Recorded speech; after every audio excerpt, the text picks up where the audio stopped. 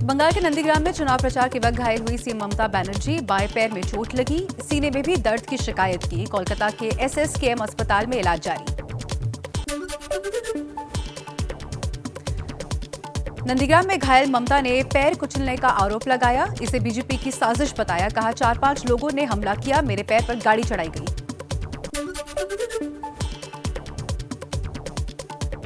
देर रात ममता का health bulletin जारी। डॉक्टरों के मुताबिक ममता के बाएं पैर के टखने में गंभीर चोट आई है। इसके साथ ही कलाई और कोहनी के बीच भी गर्दन में भी चोट आई है। अगले 48 घंटे मेडिकल निगरानी में रहेंगी।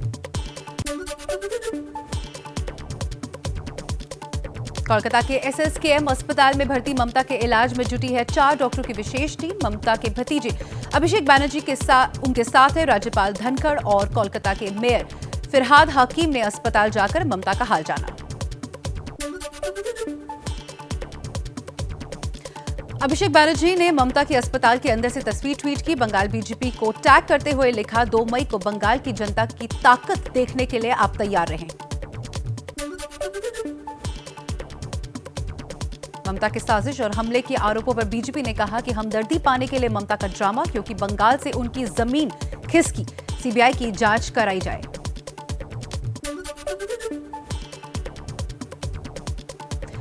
ममता पर कथित हमले को लेकर केंद्र चुनाव आयोग सख्त। पश्चिम बंगाल के मुख्य सचिव और डीजीपी से पूरे मामले की रिपोर्ट मांगी। घटना के वक्त का वीडियो भी मांगा गया।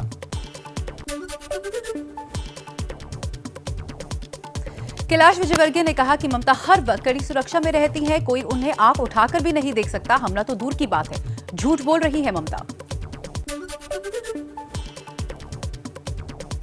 ममता का दावा, 4-5 लोगों ने उन्हें धक्का दिया जब वो गाड़ी के पास थी, तब उनका पैर कुचलने की कोशिश भी की गई। पैर में सूजन आई है, दर्द और बुखार की बात भी कही, फिर इलाज के लिए कोलकाता पहुंची। नंदीग्राम में ममता के घायल होने के वक्त मौजूद रहे कुछ चश्मदीदों का एबीपी न्यूज पर दावा, भीड़ के कारण ममता गिरी थी, उन्हें किसी ने भी धक्का नहीं दिया था। ममता का आरोप, जिस वक्त उनके साथ ये घटना हुई कोई भी पुलिसकर्मी उनके इर्द गिर्द नहीं था। टीएमसी के नेता बोले, जो साजिश हुई है उसकी शिकायत चुनाव आयोग से कराई जाए। कुछ और खबरें जान लीजिए सुपर 100 में।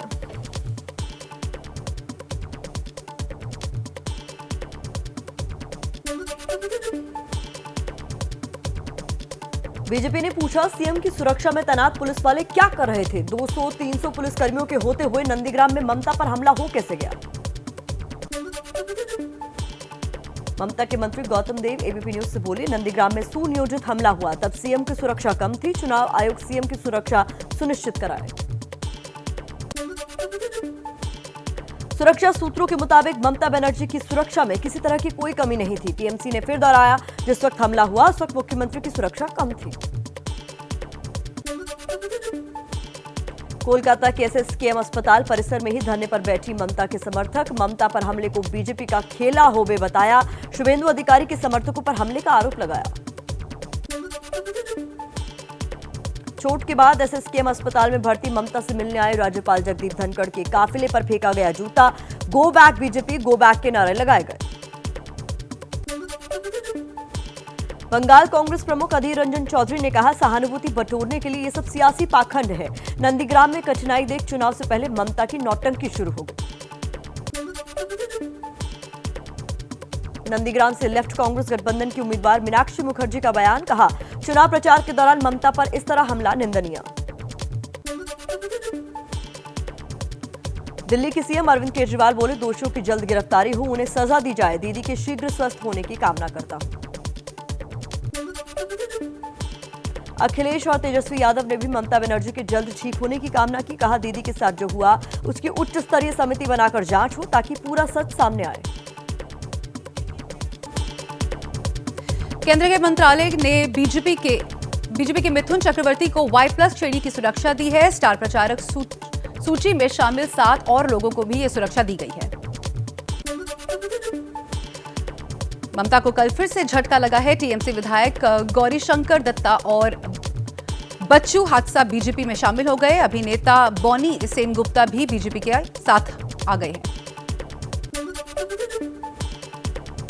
बंगाल में आज अपना चुनावी घोषणा पत्र जारी कर सकती है ममता की टीएमसी। रोजगार और जन कल्याणकारी योजनाओं पर हो सकती है ज्यादा फोकस। नंदीग्राम से बीजेपी के उम्मीदवार शुभेंदु अधिकारी आज उस प्राचीन शिव मंदिर के अंदर जाएंगे जहां कल ममता नामांकन भरने से पहले गई थी और जीत के लिए विशेष पूजा की थी। नंदीग्राम में शुभेंदु अधिकारी ने कल बड़ा रोड शो कर ममता बनर्जी पर वार किया। ममता को नंदीग्राम के लिए बाहरी बताया। कहा बीजेपी के सत्ता में आने के बाद चिटफंड कंपनियों के शिकार लोगों को उनके पैसे वापस दिलवाएंगे। नंदीग्राम से लेफ्ट कांग्रेस गठबंधन ने मीनाक्षी मुखर्जी को उतारा, लेकिन नंदीग्राम में मुख्य मुकाबला ममता और बीजेपी के शुभेंदु अधिकारी के बीच। कल नामांकन करेंगे शुभेंदु। बीजेपी ने चिट्ठी लिखकर चुनाव आयोग से ममता के नंदीग्राम में नामांकन के दौरान मौजूद पुलिस वालों की शिकायत की। वोटरों को धमकाने का भी आरोप लगाया। बंगाल के लिए कांग्रेस आज अपने उम्मीदवारों की तीसरी सूची जारी कर सकती है। अब तक 15 नामों का हो चुका है ऐलान। कुछ और खबरें जान लेते हैं रफ्तार से। असम चुनाव के लिए कांग्रेस ने मोहन प्रकाश और जयदेव जेना को पर्यवेक्षक नियुक्त किया। असम में 6 दलों के साथ मिलकर लड़ रही है कांग्रेस।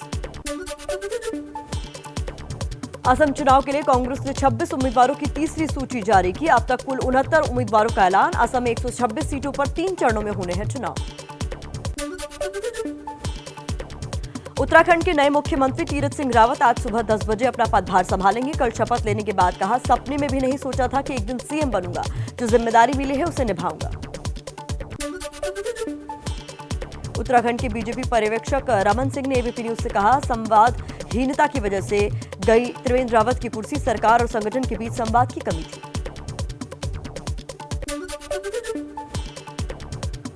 मुंबई के एंटीलिया केस से जुड़े मनसुख हिरेन मौत मामले पर महाराष्ट्र के सीएम उद्धव ठाकरे का बयान। कहा, पूरे मामले को गंभीरता से ले रहे हैं। दोषी कोई भी हो, बख्शा नहीं जाएगा।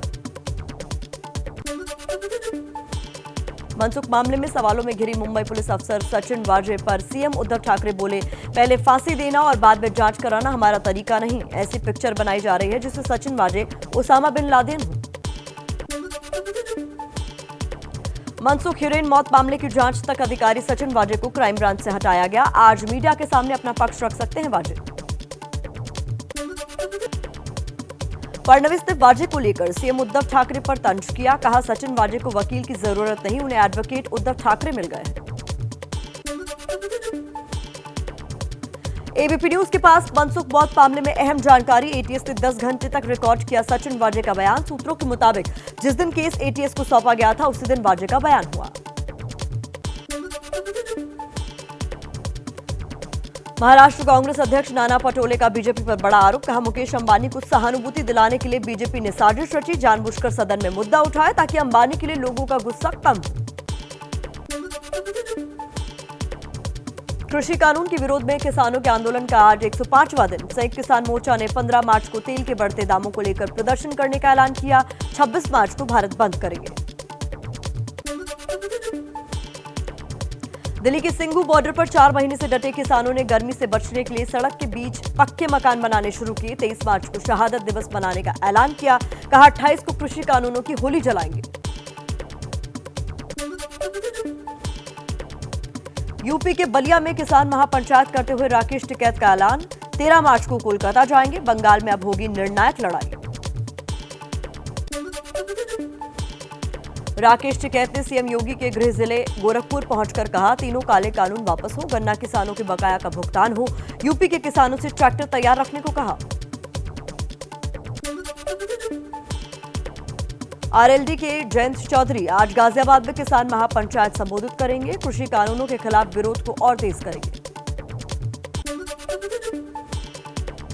हरियाणा विधानसभा में खट्टर सरकार के खिलाफ कांग्रेस का लाया गया अविश्वास प्रस्ताव गिरा। पक्ष में सिर्फ 32 और विपक्ष में 55 वोट पड़े।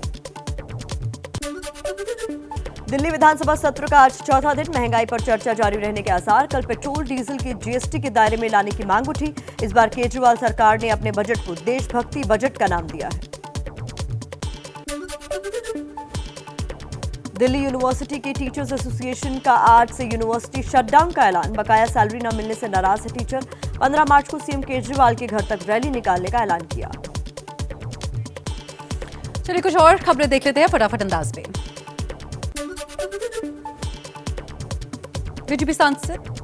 बीजेपी सांसद कैलाश किशोर के फरार बेटे आयुष ने लखनऊ कोर्ट में दी सरेंडर के लिए अर्जी। कल मामले की सुनवाई।